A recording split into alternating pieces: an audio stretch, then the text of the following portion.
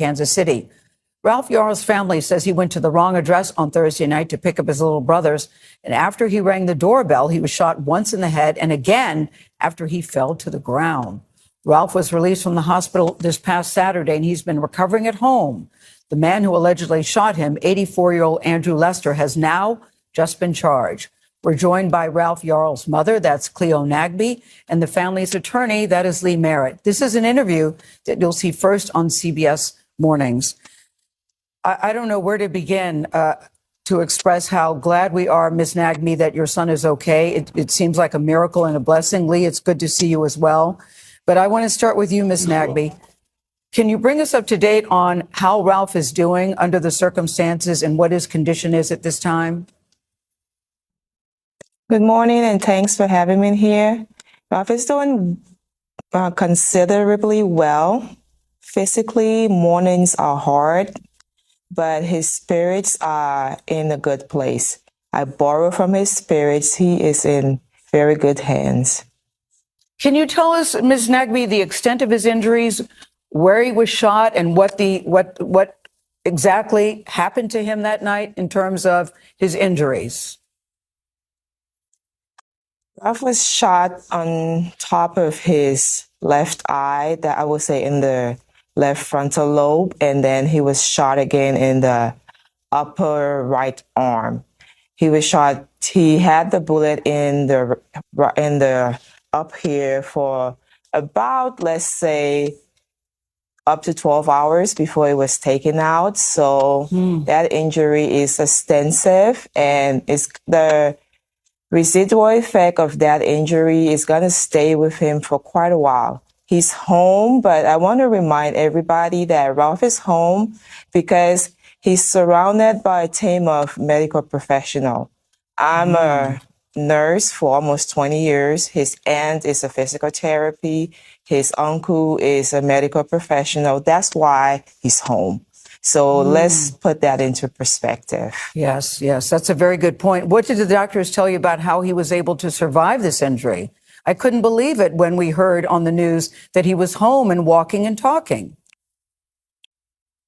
So yesterday I talked to his pediatrician, and she said, so the CT said that there is just minimal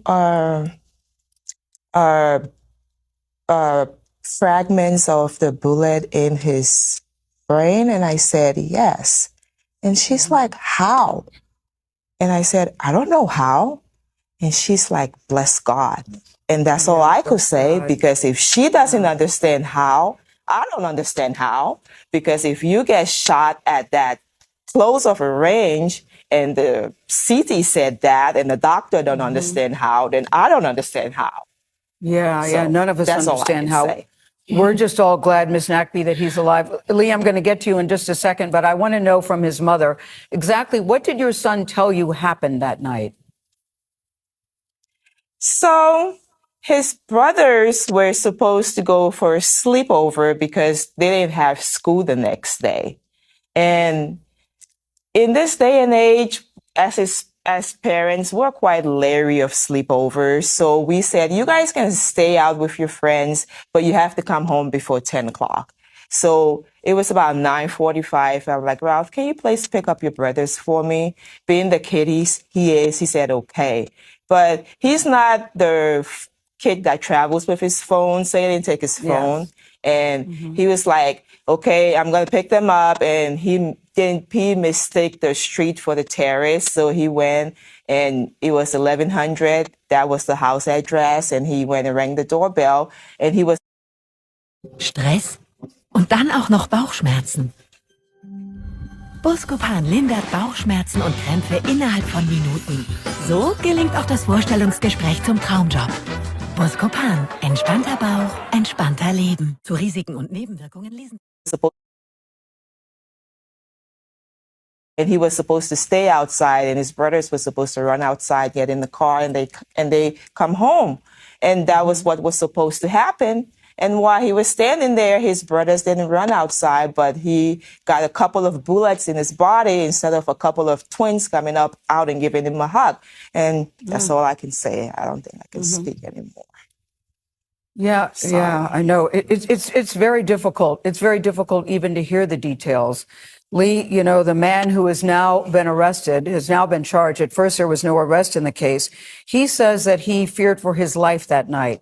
What do you think when you hear that response? Well, it sounds awfully familiar. We know that blackness in and of itself, just being black, has been seen as a threat often in this country.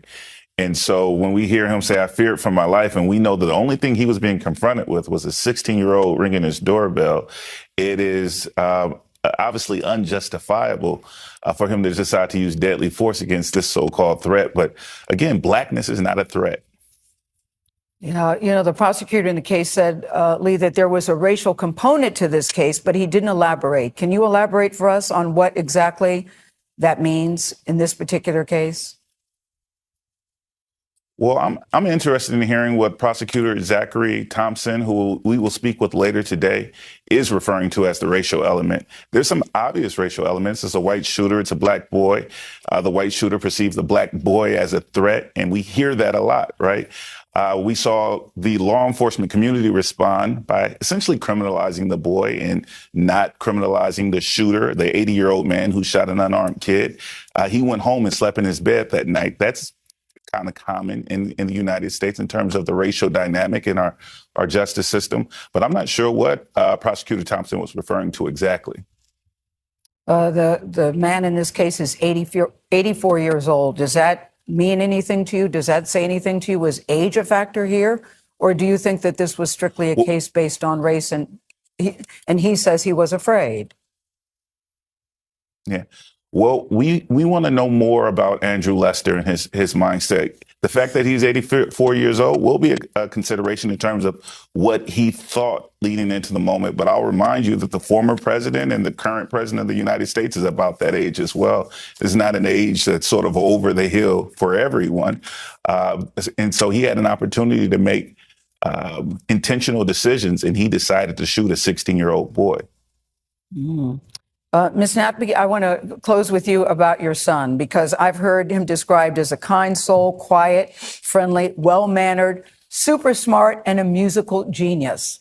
And that's not his mother talking. These are people that know him as friends. What can you tell us about him? What kind of child is he? What kind of teenager is he? Ralph is a teenager. All teenagers are teenagers. No teenager is a perfect teenager, but I'll tell you what Ralph and I will argue about. Ralph and I will argue about, Ralph, can you put the sheet music down and do your English homework? Mom, I don't want to do my English homework because it's boring. That's what we argue about. English is the only class that he does in school that's not a college level class, so it's boring for him. Yeah, that's what we argue about.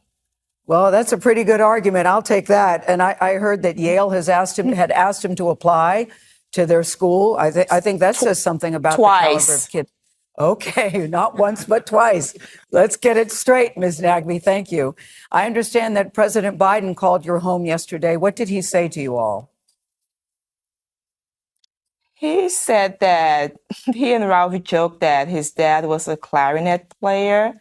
And his dad told him that if it depended on President Biden to support the family on his musical skills, the family was going to die hungry. And Ralph told him that he had jokes. Oh, it's nice to hear that he's still got a sense of humor. Lee, what's the next step in this case? What happens now? Well, as I mentioned before, we'll be meeting with Prosecutor Thompson later today. We want to understand the charges that he did move forward with. We're happy that they're 2 felony charges that bear serious consequences, but we're not quite sure why attempted murder wasn't one of the charges, and we want to explore that a little further. We're looking forward to speaking with federal prosecutors and investigators to see if this family's civil rights were violated, particularly in terms of due process. We expect all families who are met with this kind of trauma to get an immediate police response and a vigorous prosecution. That's not what this family was given before there was national outcry. Well, there's still a lot of questions here. And again, I'm going to close with the way we started. We are so excited and so happy and so relieved to know that your son has survived. Thank you so much. So often.